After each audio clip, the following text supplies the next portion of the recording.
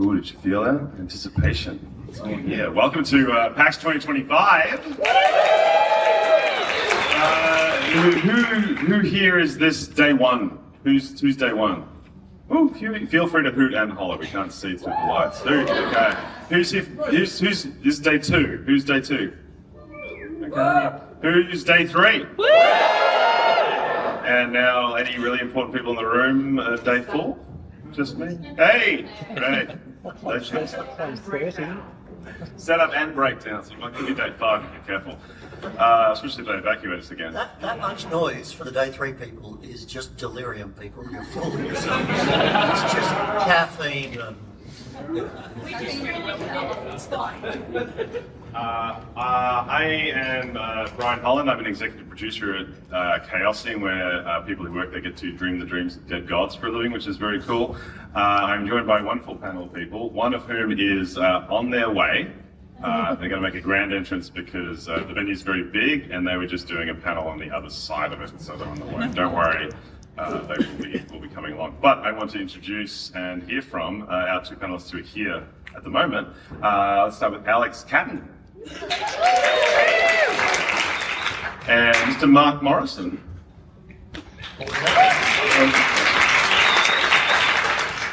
So I went to high school in the 80s, so I'm first generation nerd.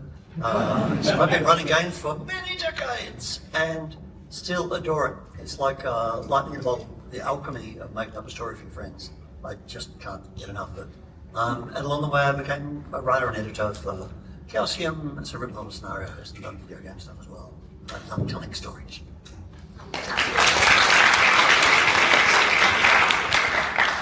So a few topics to go with our panelists. We will also be having some Q&A time as well, so if you do have a question, we have some wonderful enforcers whose Discord handles I cannot remember off the top of my head. There's a Grez and Cascade, who'll be walking around with these microphones at a later point.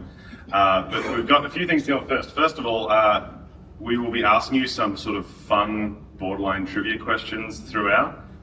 We'll telegraph that very clearly. But when that comes up, you are only eligible if, despite what I just said about hooting and hollering, if you raise your hand and allow us to point to you to answer the question. If you answer it successfully, you will win a special copy of the Pendragon starter set from Chaosium, which is something we probably will talk about a little bit here today. So while we wait for our last panelist, who is here in spirit, at least for now, I want to hear from both of you.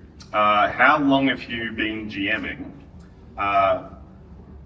Let's start with that. You said 10 years? Yeah, about 10 years. I moved away from my in-person group, moved interstate, and if I wanted to scratch that particular itch, the only option was to run the games. So I took a big deep breath and did that thing. And you mentioned you're a first generation. So I mean, I'm not trying to out you here, but just for context, if you could put a number on like how many... No, I'm down. Okay. Because Miss Jones, the librarian at Bendigo High School, stocked that library with Traveller, the Dune board game, and Hitchhiker's Guide to the Galaxy. And that's me. And that's the whole thing. Librarians are awesome. So the first game I ran was Traveller. First game you played was Traveller. Was that the first game you ran? Yeah, forever GM, Jesus Christ. Right. I mean, how do you politely decline when everyone says, do you want to play in my game? You say, well, no, I can't, because I don't. They come to my house and I run the game and they shut up and listen. That's it. So do you recall, not trying to be rude, that first session, you playing Traveller, how did it go? No idea. But I can tell you about the second one. Oh, okay. All right. Which was D&D. So we got the basic box set, the multi edition, and it had a dungeon in there. And I did not know it, but Malcolm Neal bugged the game. He literally had an old clock tape recorder, and he recorded it. And my voice hadn't broken, so I was talking like this. And I was trying to read out this like module intro, and there are strange figures seen dancing in the moonlight. And they said, oh, it's a discotheque. And I said, deadpan, you'll all be destroyed if you don't listen to this. I killed 4 out of 6. And hasn't stopped since. Alex, what was the first game you ran, and do you remember how it went? It was D&D 5th edition. I think it would have been pretty chaotic because I was a first-time GM and my players were all first-time players. But the brilliant thing about that is first-time players don't know how bad a first-time GM is. So I'm sure it was terrible, but we all had fun. I hope I've gotten better. Just she wouldn't be hanging out. I've been GMing. Sorry, I got confused about the passage of time for a moment. I've been GMing since I was 15, so yeah, like over half my life now. The first game I actually ran was Vampire, the Requiem, not the Masquerade. And I just remember, I have told the story before, so you may have heard it if you've been to one of my panels, but I had gone to, there was a store in Bendigo called Dragon's Den. Maybe that was after you moved away. There was a store in Bendigo called Dragon's Den, so it's this rural, well, not rural Australian gold mining town. And I went there as a kid because we played Magic the Gathering, and one day I went in there and like, oh, they've got like a Star Wars, like D20, like role-playing game, that sounds really fun. And I said to my friends who were going to play it, I'm like, hey, I'm thinking of taking like my amassed pocket money, because I haven't got a job yet, and I'll go buy the Star Wars game. And they were like, yeah, sounds good. I'm like, I'll do it this weekend, that'll be great, we'll play next weekend. And I went in there and there was this display of this new thing, and I was like, what's that? And the guy working there was like, that's the Vampire game. And I'm like, well, and without consulting anybody, I bought the Vampire game, and they all showed up to play Star Wars and said, we're doing this. And I think it went really well. I don't think it went that well, but the thing is, they didn't know what was in my head. And this is one of the first things I wanted to talk about. If you're worried about GMing, it sounds silly, but don't be, because nobody knows that you don't know what you're doing. And I still remember I can't remember anything else that happened in the session, except for the very first thing, when I was like, oh, it's going to be this cool thing, they're going to be at a nightclub, and it's going to explode, and some guy's going to come in here, but I realized I hadn't really planned anything out. And I'm like, anyway, you're in a nightclub, and the player's like, yeah? And I'm like, oh, and then a guy comes up to you and says, it's over, buddy. And the nightclub blows up. And I was like, fuck. I just froze. So I was like, what the hell are you? And they're like, oh, God, that's not good. And I'm like, all right, well, let's just go for it from here, I guess. Like, yeah. So I suppose the panel's called Leveling Up. And hopefully we come back to this a few different times. But I was hoping you could share, like, a level up moment you had. So it's that time where you developed a skill or a tip or a trick that helped you behind the screen. And I'm sure you have multiple of them, but we'll sort of sprinkle them throughout the panel. If you have one that you'd like to share to begin with, who would jump in? Yeah. If you could use some time to think. Alex? Yeah, no, I'm a huge movie buff. I love movies. And I ran a short arc on stream, about 8 sessions, and it was the first time that I thought, hey, I'm going to try and apply some kind of cinematic tension management timing to this narrative. So I kicked off the whole thing with combat. Straight away, the first thing I said was, hey, describe the scene, roll initiative, we're doing character intros on your first combat turn. And it really set the scene to have a narrative that was like, oh, this narrative is going to move. We're not getting bogged down. This is going to move at a really good clip. And then looking at how a movie's tension management goes, where you start pretty high and then you have the dips and then you try and finish on a high. And when that session finished, I thought, oh, we've got something here. This is how we keep the narrative like just clicking along the whole game. And it felt really nice. So borrow from stuff that you love. I just deleted a bunch of my notes. I'm sure it's okay. Mark, do you have a level up moment you'd like to share? The first of many. For sure. All right. Then I'll just build on that. And that was something I fell into running Call of Cthulhu. There's this whole thing about don't split the party. Split the goddamn party. Yeah. It's just so much more interesting. And what I would like to do with Call of Cthulhu is actually the player say, I want to go to the library. I'll turn to the player next to me and say, well, where do you want to go? Where do you want to go? Where do you want to go? So you're kind of inspiring everyone to do something different. And then if I can get them all around town, I can start everyone's scene, but I don't want to play a solo game with them for half an hour. So I just describe it to a point it gets really interesting. And then meanwhile over here. And it's what you said was fantastic. I just do this stuff unconsciously. It's like just building the tension up. It's like, oh my God, what's happening with me? It's like, yeah, and just the lights go out. Meanwhile. So I think it was splitting the party and the narrative. It's really fun. You get a cliffhanger, you get a cliffhanger, everyone gets a cliffhanger. One of my somewhat early level up moments was there was an article I read in one of the World of Darkness books I was reading, because I started with all the World of Darkness vampire stuff. And I wanted to show you, who in here, just by hootering and putting your hands up, who is already a game master, who runs games? Who would like to run a game but hasn't yet? Okay. If you didn't do anything just then, I'm not sure what the... who's in the middle?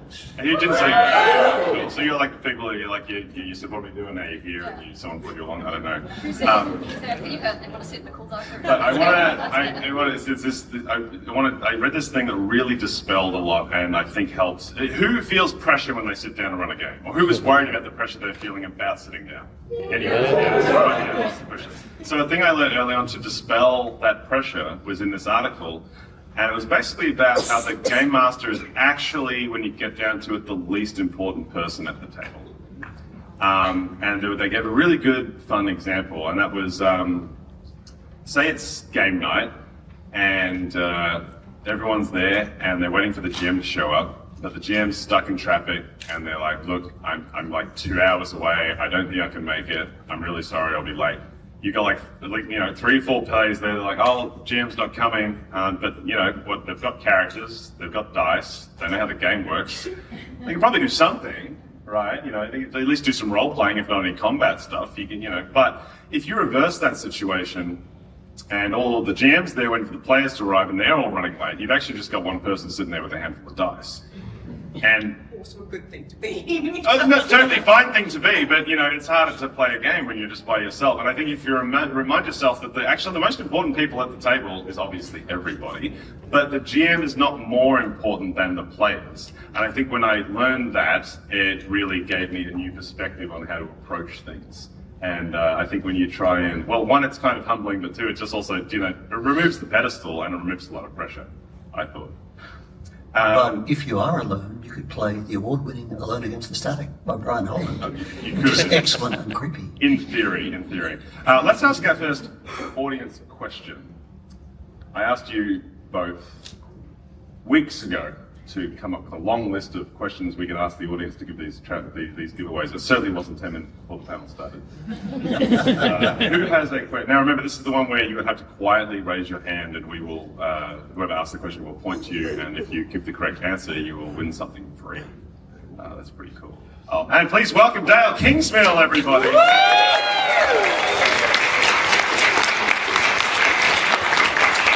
Thank you. Feel hot and sweaty and out of breath, Dael. It's all right. While you're collecting yourself and relaxing and enjoying the glass of water that Mark poured for you, I think Alex is going to ask the audience a question. Yeah. So go ahead. The question I'm going to ask is probably for the part of the room who have said that they haven't run a game yet but really want to. What are you going to commit to run in public here right now in the next month? What game are you going to commit to run in the next 1 month, and you're committing in front of all of these people? You pick and point. House lights up for one moment. Let's go with a lady over here who is waving her arm very excitedly. I'm reading my drinking water with the glasses. Oh, sorry. Yeah. Go along. I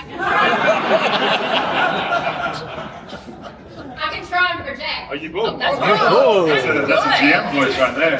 That's spectacular. Right. I came across a 5e edition on Kickstarter called Humblewood. And that's the one I want to commit to in the next month. Hell yeah, we're going to hold you to it.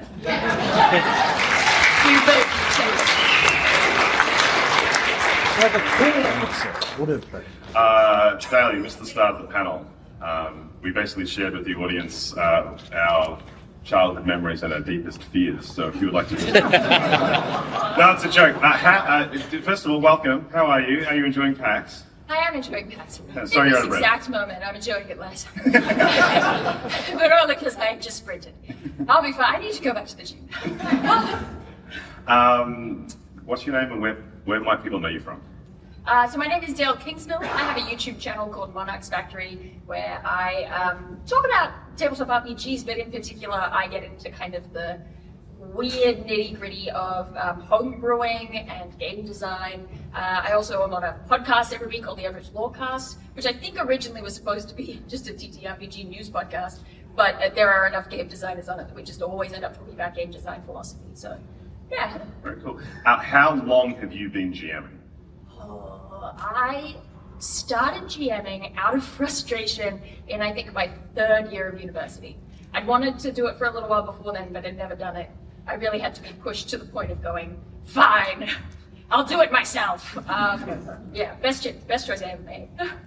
Do you remember what game you played and that first session, how did it go? The first game I ran was Pathfinder First Edition. Hell yeah. Yeah, and fairly soon after, I started making videos about it, calling it D&D because of the search engine. I was just kind of feeling I needed a video that week. And all I was thinking about was running Pathfinder. But I thought, search engine will like D&D better. And it kept running into problems where people would say, that's not a rule in D&D. They were right.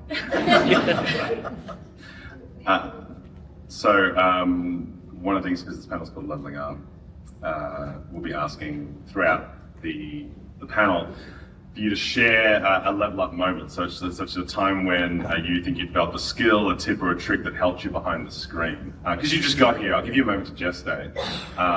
Mark and Alex have already shared one, so have I. No pressure. No pressure. No pressure at all. I don't even know what they said.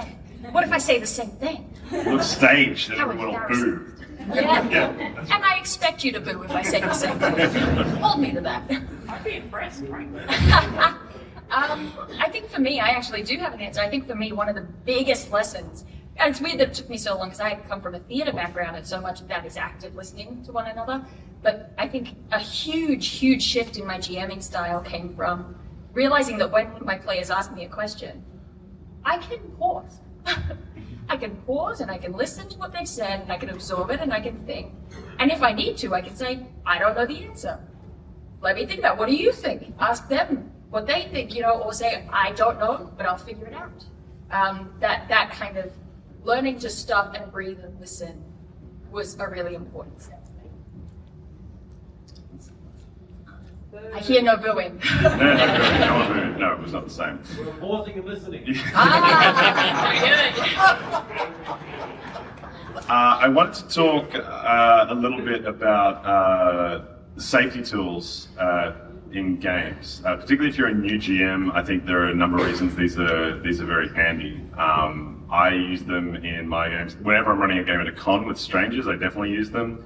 I know Alex, you've used them. I've said to say everyone's used them. I didn't check with this safety tools, but I wanted to ask each of you which one you'd like to use and why would you recommend it? Mark, would you like to start this one? Certainly, in myself, I just, try to be me, and so I'm as awful a person I am, or as good, somewhere in the middle. And I try to match the tone of the narration to what people expect. So there's not a lot of high gore in our Pathfinder game, but Cthulhu look out. But for a specific tool, I love the X card because it's just a thing in the center of the table that says, hey, if you want to move on from this, just tap that. And I will immediately tap it myself at the front of a Pendragon game and say, if you do a Monty Python joke, I will end you. That is my X. And so I've kind of shown and use it myself sometimes if I think things are getting kind of uncomfortable. So I like that because it's really, that's an X. It's like, well, let's just take a moment. That's an orange. Alex. Yeah, the X card, especially for convention games where you get no time beforehand to engage with your players at all. I ran D&D at Gen Con, and the introductory games, Adventurers League, that are 2 hours long, and you were getting new players every single 2 hours. The X card is really the thing that works because it's in the middle of the table, it takes 2 seconds to explain, it takes no time away from playing, and you can just, hey, if this is a problem, we move on.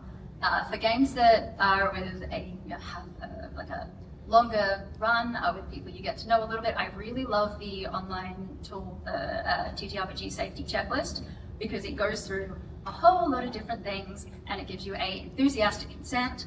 This is okay, you can do this, but please fade it to black, don't explicitly describe it, or this cannot be in the game at all. And having that filled out before a game gives you a whole, a really good picture of what is just no-go and what you can really lean into. So you still get the opportunity to lean into all the bits of the game that you really want to without making it uncomfortable for anyone. So you get to tell that story, no issues. And there's also writing sections. Yeah, Each one has like a writing. red light, green Yeah. light, yellow light thing. Exactly, which you is do very like handy. a traffic light system.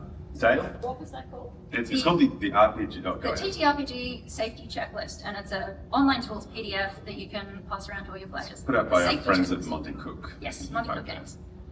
Yeah, it's That's right. really good. I again am a huge fan of the X card. I really love that with the X card, there's no explanation necessary. You just tap it and we move on. You know what I mean? There's no oh well further questions. Why don't you and I'm a really big fan of that. I think if I had to say something else, session zeros, it gets sort of forgotten as forgotten. That's Forgotten. not a word. It is now. Yeah. It gets kind of forgotten as a safety tool sometimes because it's like session zero and safety tools. But I think it in and of itself can be a great safety tool because I think we forget we can have session zeros in the middle of a campaign. You can stop halfway through and go, okay, some major changes have happened. Let's reset, talk about what we want and don't want. And I also love because a session zero isn't only about safety tools and safety checks. It, to me, makes it feel lighter. I never want safety tools to feel heavy or weird or different. I want them to kind of blend into everything else you're doing so that it is normalized. I think that's really important. And talking about the checklist actually reminds me of another level up moment. So all of you prepare your next level up moment that you'd like to share with everybody. Someone pointed out to me that when your players make a character sheet, so they choose their skills or their abilities or even their class, if you're playing like if you could be that broad, what they're also doing is providing you, the GM, with a cheat sheet of stuff they want to do. So if Mark is playing the new wonderful Conan game from Monolith with me at my house, which he has not done yet, but I'm sure he will. And he makes a character, and he gives himself the special sneak skill, and he gives himself the lock-picking skill, and he doesn't take any close combat skills, only the archery skill. I'm going to look at that and think, well, I should probably put some locked doors in this next story, otherwise Mark's going to be like, no, I didn't get to do anything cool. All the cool stuff I chose didn't come up at all. This game sucks and Ryan's the worst. So by doing that, and it doesn't matter which game you play, like if you're playing Call of Cthulhu and someone gives themselves a high, fast talk, you're like, well, I better have an NPC who's maybe being a bit dodgy and they want to manipulate them or that kind of thing. And once I learned that, the other thing is it takes the pressure off trying to create something new. If you've got these threads, you'd be like, okay, we'll get an NPC who wants to fast talk, Mark wants to steal stuff from people, maybe that guy's, has a backroom dealing, and Mark can sneak into there with his sneak skill while Dale's character is fast talking. I think that was really, really handy. And I haven't ever told my players to do that because I don't want them to cotton on and start doing all that. So it's like, yeah, you take the skill where I get free stuff. To ride whales. That's all right. Alex, do you have another level up moment that you'd like to share? Yeah, I was playing a long-term campaign with somebody who was very, very good with money and finances and planning, all of that kind of thing.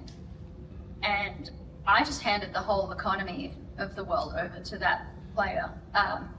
And it was a real kind of, oh, hang on, I don't actually have to do everything as the GM. You've got somebody at your table who's a massive rules lawyer? Cool, give them that job. They really want to do it, they can have the job. That's one less thing for you to think about. So if there's anything in your game that is stressing you out or that somebody at the table is really good at, you don't have to do everything. You can totally just offload the bits that stress you out to somebody else or do anything like that. And I'm delighted now when I get rules lawyers at my table because I'm like, cool, you are a professional rules lawyer now. This is your job. I'm not worrying about it. Anyone who has rules questions, this is now your problem. Thanks, I'm going back to the story. Just on that, when I play a really crunchy game like Pathfinder 1st or 2nd edition, my house rule is know your own rules. And that I will believe you. So I said, oh, I've got this thing, let's do this. And I'm like, okay, cool, I believe, yeah, sounds good. Like, you go for it. Yeah, one less thing for me to worry about. Mark, do you have another level up moment? There's a great podcast called 26 Feet in a Random Direction, which is one of the critical hit results on the old school Warhammer Fantasy. You decapitate someone, there it goes 26 feet in a random direction. Chris Heinrihan and Brian Isakoff. And you nearly stole my answer because you're talking about improv. And then they would have booed you. Because what they said was consider yes. Like, and that's an improv thing, right? Consider yes. And so that changed my whole GMing. It's like, your job as a player is to come up with dumb shit. Like, that's your job. And so you come up with dumb shit, and then I go, that shit is dumb. I consider yes. You know, so you turn into, I'm here for your ideas and telling the story. Wow, that's great. What can I do with that? Like, where can we go? And my sub clause is, any dumb idea works once.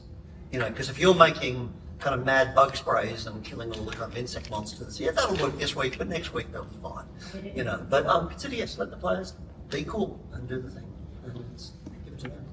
Dael, do you have another one ready to go? I do have another one. I remember the exact moment, the way that my mind was blown when I heard it for the first time. I was on a panel at Oz Comic Con in Sydney, and a woman named Jazz, who was kind of a community manager online for TTRPG meetups in the Sydney area, was also on the panel, and she was just talking about how anytime she wants a roleplay scene with 2 of her players to happen, she doesn't spring it on them. She messages them ahead of time, like the night before the session, says, hey, it'd be really cool if we got to see a scene between you and so-and-so about X.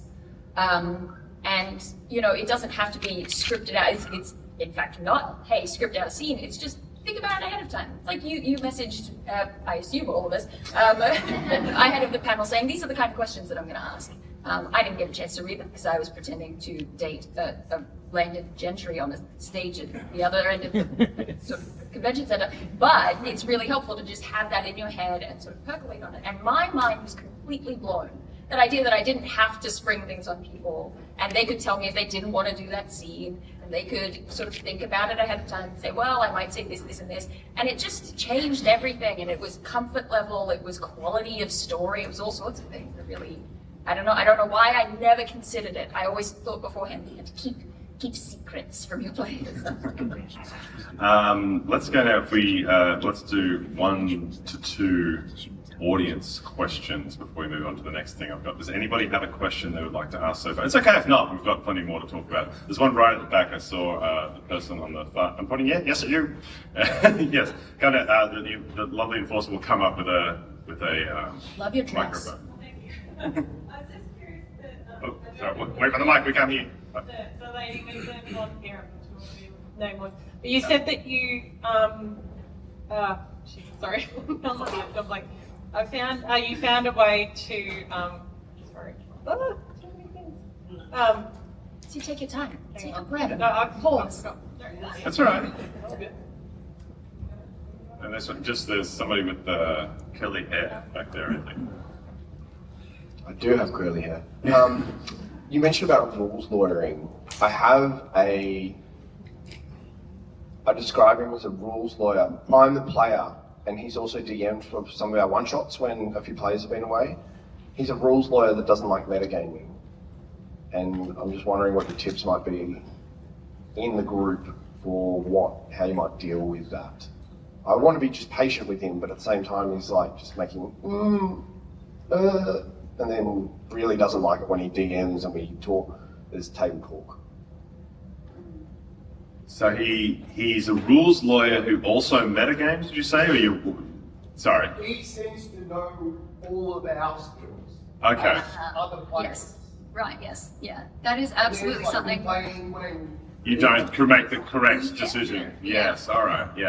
That is not Sounds like thing. a- I've had a few of those for Yeah. sure.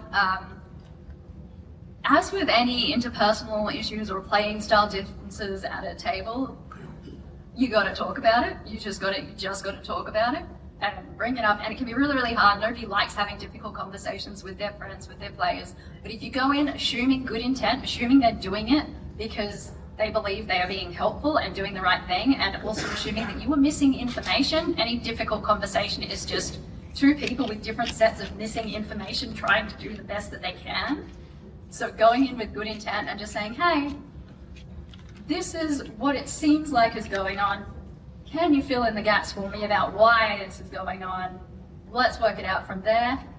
How can I help you have fun in this game in a way that is suiting everybody? But those tough conversations, if you go in just assuming good intent and assuming that you don't know something and that it's exactly the same for the other person, it makes it so much easier and less stressful to actually address these things. But this might be a person who would benefit from, having a job at a table, and you get to offload some stuff to them. It's you know on Reddit when on you know like on like are we allowed to curse? You can't say the C word. Okay, great. Well, this is just a light swear. On like I am the arsehole or whatever, right? And people tell the story, and everyone in the comments immediately leaps to the end, and they go, "Well, cut them off. Cut them off forever. They're a terrible person. They're toxic, and they're ruining your life." I feel like that's what the communication is for. You don't want to jump to the end. I think you should always assume that the person just doesn't realize they're wrecking your fun a little bit, and just have that conversation. And say, "Hey, just so you know."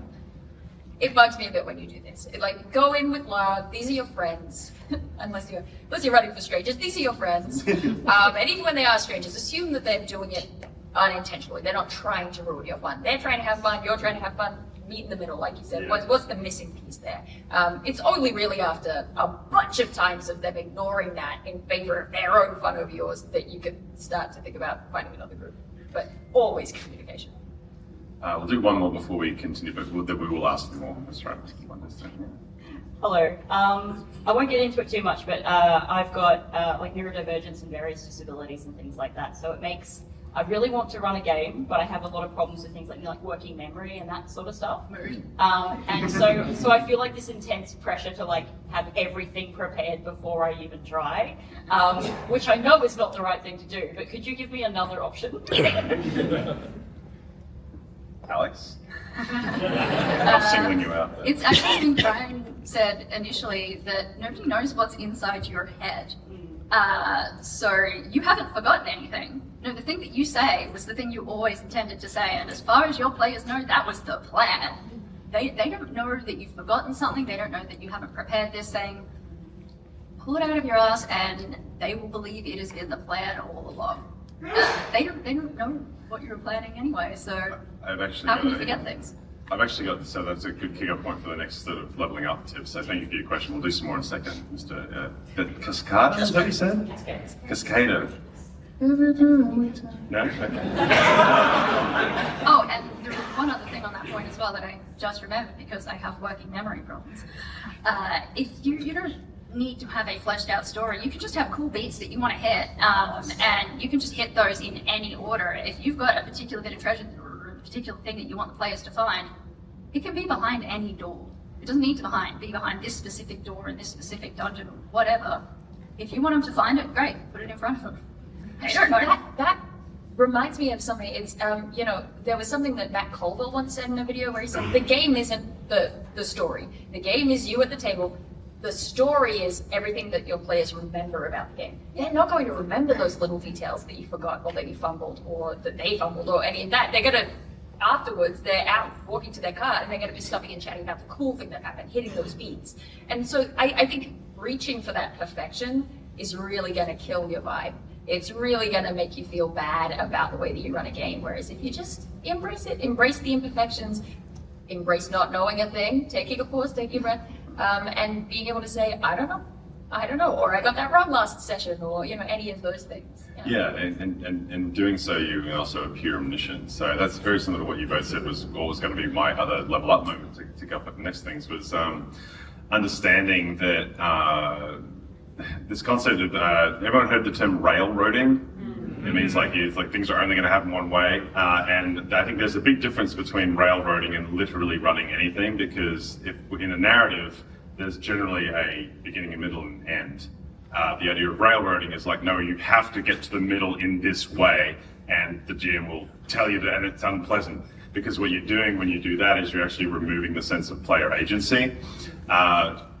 Most stories, there is a railroad. The railroad might go around like this, right? But usually there's the end point and the beginning point. The difference is whether or not the players feel like they're getting there correctly. So there was, and this was really encapsulated really well with this meme I saw once. I know how to build this, where it's like the bad guys in the castle on the west, and the players like, let's go east, and then it's just got like GM's moving castle. It's just like, no, it's over there. And the player's like, oh, we knew he'd be over here. I'm like, yeah, that's right. And the other thing is just like appearing omniscient. Like some things I do sometimes is, there's a big bad, and I'll ask the players like, all right, so since last session you've learned some things, and you can share with each other. what your character thinks maybe is happening here, and the player will say something. I think that the necromancer is trying to get into the cemetery of the city to internally raise an army that's already within the city walls, and I'm like, that is exactly what's happening. And then the player feels like they're brilliant, and I'm like, thank you for doing my job. Dael, do you have another level up moment? Let's see if we come this way this time. I don't know if it feels like an actual level up, but it's something that, I really struggled for a long time to feel good after running a session. Even if my players told me they had fun, I would feel like, I ruined it, I did a bad job. Until, quite frankly, I started playing at my friend's house instead of mine, and that friend has a baby and a cat that loves to be on the table. And something about that added mess, that added chaos, really just put me at ease. And completely changed my outlook and made me remember it's a game and remember that it's fun and that we're all just friends having a good time. And that made the story better. Like it just enhanced everything because the little mess made all the big mess fine. Mark? Remember that level up moment could be like a tip or a trick or something. So I only realised for Game Boy last year that all I have to do is start the story. I don't have to end it. They can end it. So I lay out what the problems are and make things worse and worse, and wait for them to say maybe we'll do this, and I go, that's it. And then I make that harder. But you really worry with your writing. Oh, how does this end? Well, it doesn't matter. They'll work that out, and you work together. So that was my You have to start, but you don't have to end it. You've got people now. You have one more, Alex? I feel like all our tips are just do less. And take all the credit. Yes. Exactly. I think there is one more that does bring to mind for me. We're all here because we like stories and having fun with our friends. So whenever you have a good idea about something or something that you want to put in a game, write it down in a notebook. I have a collection of index cards that just have like, ooh, this is a description of a cool place that I saw once. Or hey, this might be a funny trap or an enemy. Or hey, I could reskin this particular monster to look like this weird bug I saw the other day. And just having them on index cards, and I can just pull them out kind of whenever. Because again, it doesn't have to happen in a specific order. The players don't know what you were thinking. So if I have a gap, I've got like a stack of index cards, and I'm like, do I need a person, a place, a thing, a trap? And just whack that into the game. I'm So actually you can obsessed with that idea. It's fun. I've just leveled up. Mark, do you have a question you'd like to ask the audience? Oh, good Lord. I've blanked. What does the audience think? I've got one. This is a bit of a cheat. That's unrelated. What is wrong with the slide behind me? Yes? Yes, I did notice this. Anything? No, I'm blank. Next to you? Sorry. Is the next The one? black lines are both going in opposite directions. Oh, you're close. Yeah. It's not close to the last one, so it's probably not right. But you can never be the best game master because you're always improving and growing and learning. That's true.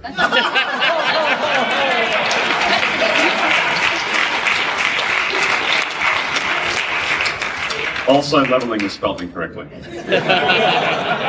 just assumed you've been spending too much time in America. How many of us are dyslexic? What is a game you find easy to run, and a game you find difficult to run, and why? Sure, Not who would looking like to start? directly- not Let's looking go directly for it. at me. Yeah. I actually find, since the first time I ran it, I find Call of Cthulhu really easy to run, because if you take a look at that character sheet, everything's got a stat. So it's a really good scaffold to build a game around, because everything has a stat, everything has a role, nothing is like nebulous. And then you've got your half values, and like you've got the extreme success, the hard success, and then your failures. So you've got levels to build success around, and it's all very structured, and it gives you a lot of possibilities within that structure. So I've always found Cthulhu really easy to run, and conversely, any of those kind of more nebulous, sandboxy, vibes-based games, I find those a lot more challenging to kind of build a structure into it that feels meaningful and makes chance feel makes it feel surprising when you roll the dice. So yeah, can't think of off the top of my head one that I find like the name of it. Let's do our Yeah. easy ones, and we'll come back and do Yeah. the ones. Give you a second thing. Mark, is there an easy one that's not called Cthulhu? Yeah. Well, I have it written down. I find Pendragon really easy to run because everyone kind of knows the Arthur and Knights Round Table, Knights and Dames story, and once again, it's all on the character sheet. And I find it easy because in Pendragon, Knights have traits and passions. So there's all these wonderful levers. Oh, you're going to be indulgent. You know, are you going to be just or are you going to be cruel? You know, that seems selfish. So it constantly perpetuates drama and emotion and trying to do the best thing in harsh circumstances. And also 1d20, bunch of d6, combats like this, bang, die. Really simple. Simple game. Dan? You're all gonna have to boo me in a second.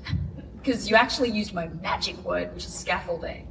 I find it so easy to play any game that has that kind of mechanical scaffolding, particularly if it supports role-play endeavors, because it can be like pulling teeth to get players to role-play, because it's scary. It is, like we joke about, it's all improv. Improv is scary, it's a scary thing. I'm a theater person, I can say that, that's real.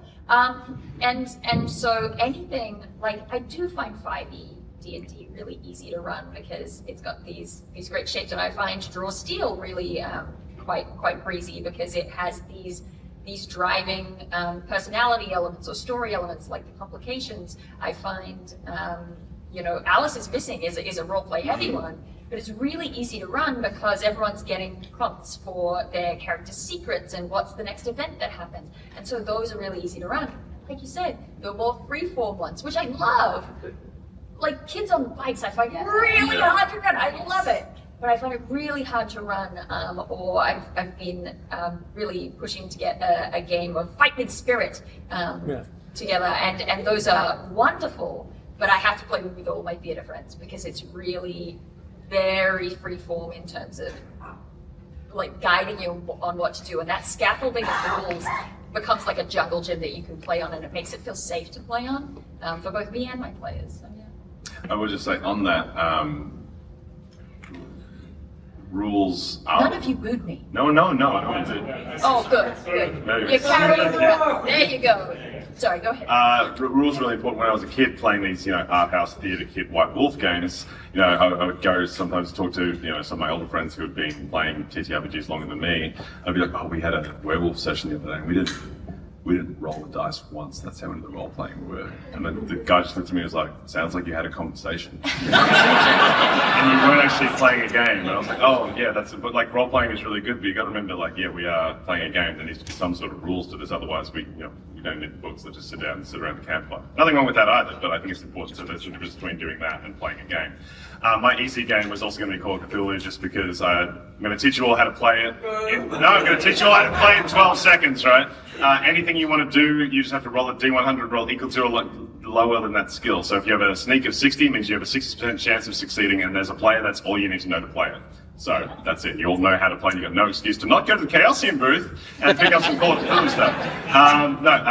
Things I found hard to run, though, I'll kick off. Anything with like a pre-established, very popular setting, I sometimes find difficult. I couldn't articulate it until recently when a friend of mine who's been role-playing for a very long time, I tried to run one of the Lord of the Rings games for him, and afterwards he called me up and he said, I just find it really hard because like when we walk into the room and you say Gandalf is there, it's a bit like, his name's Phil, it's a bit like if Phil came over to your house and you said, oh hey Phil, Mick Jagger's just popped in, what do you want to say to him? I don't know what I'm supposed to say to him. And it's when it's so like lofty, I sometimes do just find it difficult to interact with something when something is so popular, and likewise Star Wars games, and someone's like, well actually in 35 BBY, that's not what was happening, so it's now, the thing is, I love those properties, but it's just a difficulty that I find. Alex, have you thought of a game that you find difficult for whatever reason? It's funny because I can hear that in Phil's voice. Yeah. I'm like, I get that.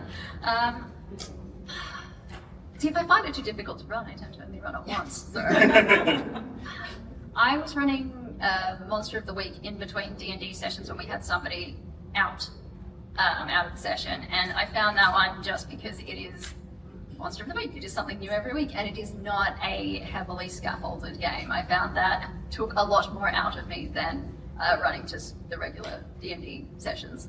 I found that one a little bit stretched the brain muscles in a different and a little bit uncomfortable way. Loved it, heaps of fun, but a different experience for sure. Mark? Once again, yeah, I try to avoid difficulty just by learning the absolute core rules. How we're going to do conflict, how does health and damage work, so that I'm not kind of, you don't want to have to look that stuff up because that's tense. Otherwise, just 1981 D&D is really badly indexed. Friction burns, you know. That's it. Dale? That was such a deeply practical answer. Yeah, I mean, look, it's insane that this is my answer. I am going to stick with Kids on Bikes, weirdly, even though I love it, I do run it.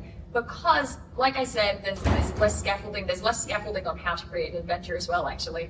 A little bit more in second edition. But the other thing is that you just reminded me of is that so many players are just baked in a culture of, I'm going to fight the thing. And so when you play Kids on Bikes, and they are meant to be children, and there are barely any fighting mechanics to speak of, that becomes very tricky. You try to convince them to please run away from the monster. I need to play more Call of Cthulhu. Get that muscle. Yeah, we could have done it right now. They should be the last 10 minutes. Just fire it up. Let's go. Let's do another 1 to 2 audience questions before our last string of level up moments. I think I saw a hand go over there first. I'm not just doing this because the enforcer's on that side of the room, I promise. Yes, just there? Yes. Afternoon. With people being so time poor these days, and you know, I know there's purists out there that say DMs should be coming up with everything themselves, and there's now the advent of so many digital tools to help DMs, and also the dreaded AI that sort of people go, ooh, no, not in my creative game. But there's tools that can generate, you know, NPCs, they can generate a town description, you know, just to make the DM's life easier in prepping their game, so they're not just looking at blank pieces of paper all day, trying to come up with every idea themselves. How do you sort of balance that of, you know, using things to aid you, but maintaining that creativity yourselves? I think Dael talked about you need to go back to the gym in case you have to sprint across conventions. So imagination is a muscle. So the more you use it, and read. The Black Tongue Thief by Christopher Buellman is the best D&D campaign you're not playing right now. So fill your brain, and then it's ready. Because I find ChatGPT the death of thinking. I'm not going to sugarcoat it. That was very rude. As an ex-card, I've just been very rude. But yeah, it's just fun to come up with stuff. Or give it ways to help. One person with the hand right in the middle, and I don't want to obscure the middle. Right here. You may have to stand up and shuffle across. I'm pointing at you. No, don't look behind you. No. One of the, this one right here. Yes, you. Yes. No, not you. Further back. Did you? I didn't think you had your hand up. Pointing behind. Sorry. No one there. Yes. So I'm one right now, and my players are a little bloodthirsty. Okay. To the point where if they don't get a combat like every in-game day, they just start fighting each other. How should I manage that, I guess? Are you having fun? Are you having fun, was the question. Yeah. Yeah, But great, cool. what's the problem? You're managing it. Are they having fun? I think so. Great. Break the rules just because it's not how the game's meant to be run. If everybody's having fun, you were doing it correctly. That's the game you're running now.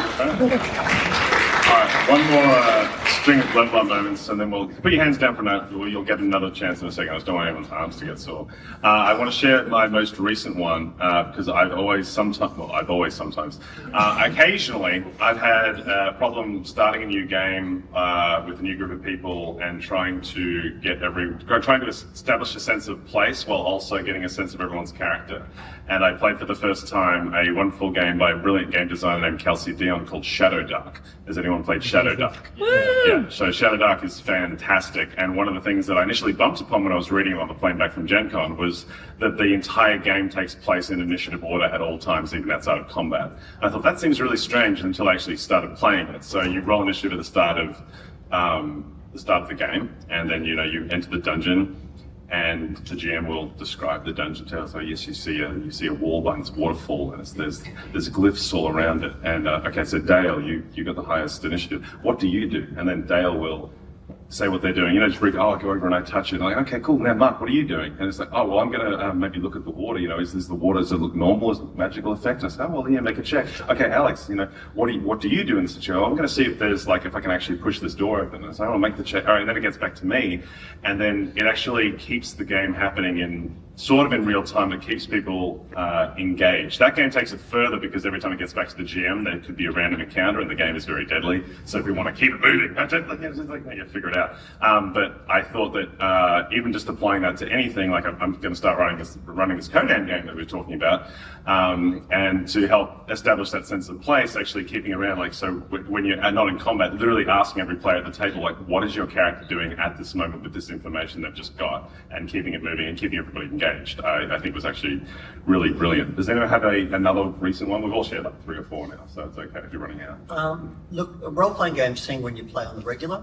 So, and I know we all say it's impossible. Monday's a really good night. People are less booked on a Monday. Set a rhythm and keep to it, even if you're sitting alone or whatever. And invite 1 to 2 more people than you need. That's the level up moment. Invite surplus, and then the game will always go on. And if the game always goes on, it'll glom and it will kind of Katamari and roll on, and you'll be playing for 8 years. You've got to get it started and keep going.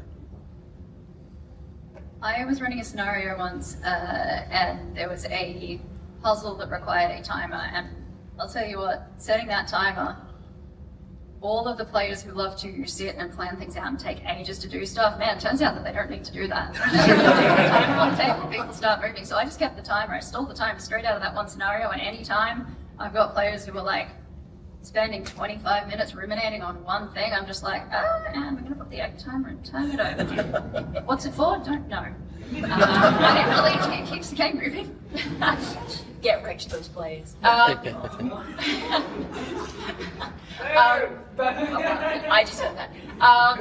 Yeah, I think a good actual tip that I can offer rather than a vague statement is I love to think about what genre a session is every single time, because particularly in very broad concept settings. So if you're playing a game that is set in the real world, if you're playing D&D 5e where it's just, fantasy, and that's kind of it as far as genre, I really like to think in terms of the mini arcs or the session arc. What is the genre of this? Because then I can hit points that people are familiar with from media, because we've all just been steeped in movies and TV and music and books and everything our entire lives, and so everyone kind of has the same touchstone. So if you just quietly touch on some of those, they kind of get on board with the story that you're trying to tell for that mini arc, and when the players are on your side, that makes everything so smooth.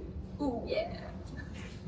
Before our last audience question, we have to ask the audience a question. Does anyone have, Dael or Alex, have a question you would like to ask the audience for our last Pendragon starter set?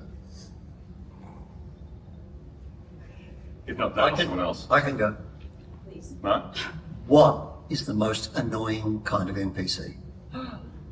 Very quick, right? Very fast. Very quick, which is strange because you haven't run a game yet. Was that you said? What is the answer? What is the most annoying kind of NPC? The NPCs that I find the most annoying are the ones that put on an accent and then stumble over the accent repeatedly. And then you actually don't know what they were trying to tell you because the conversation's wound around and around and around. And then your DM has to drop the accent because it made things worse. Is that correct, Mark? Of course it's correct. That's very annoying.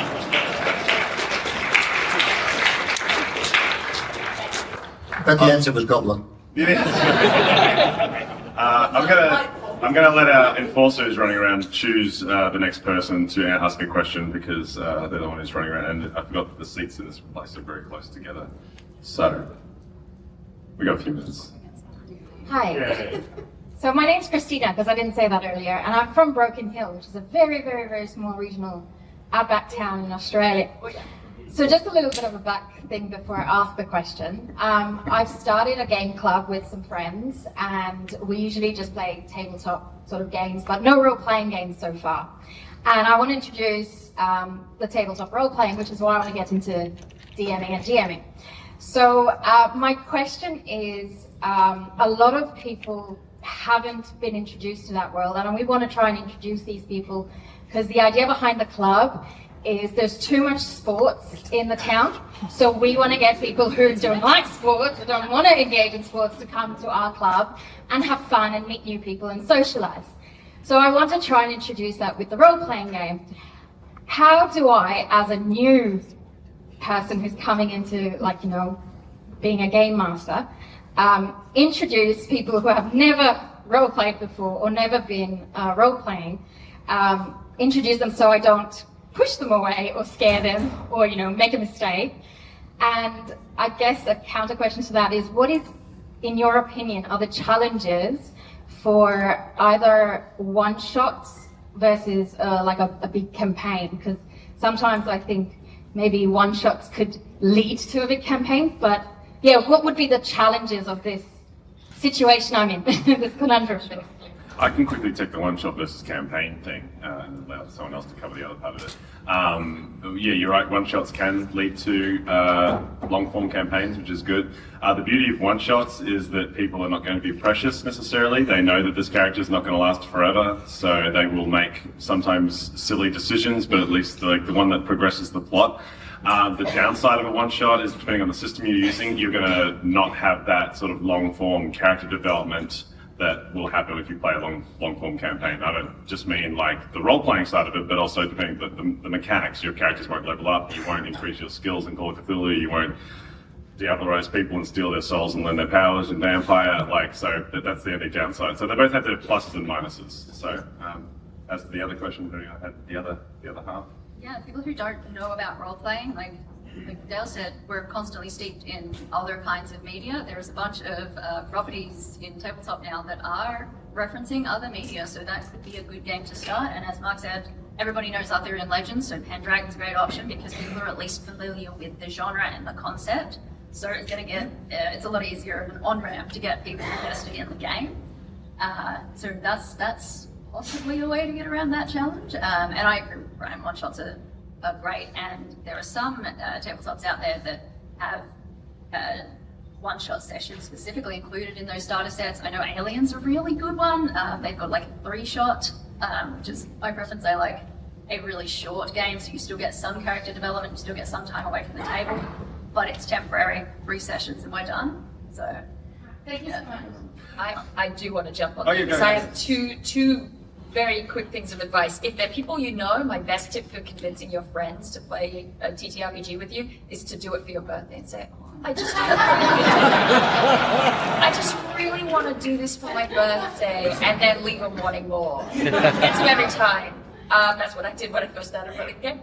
The second thing is, if you're running for people you're less familiar with, the absolute go-to is give them something that they are familiar with. Like you're saying, so a system like Dread can be great because you're not introducing them to a ton of complicated mechanics or, well, this is the D12. Oh, the D10, actually, the 0 means 10.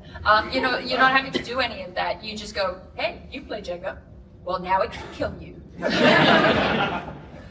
One more question, Enforcer. You want to pick somebody? If you didn't already.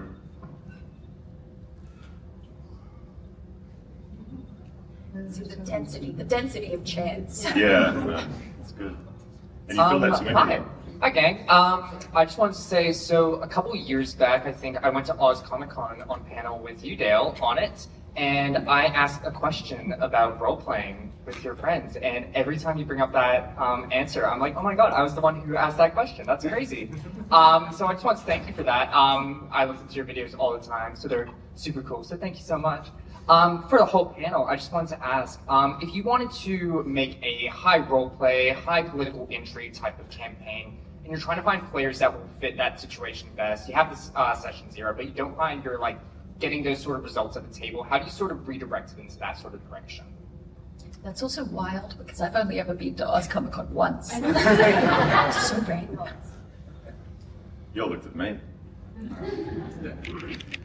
Mark? How do Well, I think it's expectation. You know, hey, I'm going to run Call of Cthulhu. You're like, oh wow, I'm into that. And everyone goes, ugh, you know, or you say Game of Thrones. So I think if you tell them I want to run a dense political intrigue kind of show, it would help to watch this episode of, you know, watch The Great, which is writers, watch Game of Thrones, whatever. And you want people to be on board with what you want, the story you want to tell, and you want to do it as an intro / one shot. And if it's not for them, that is okay. Like it just wasn't the right match. And I remember with my players, I said, okay, here are 5 games I love to run. Why didn't you choose that one, you monsters? You know, that's because they chose another one. So just getting them excited about it beforehand, and then it will succeed, or it will never have liftoff, and that's okay. Yeah, maybe a different group if they're just really not into the intrigue. That's a square peg in a round hole. One day I'll find everybody with the same level of encyclopedic knowledge of Tolkien that I have. We won't have any problems. That'll be great. Thank you so much to our wonderful panel today.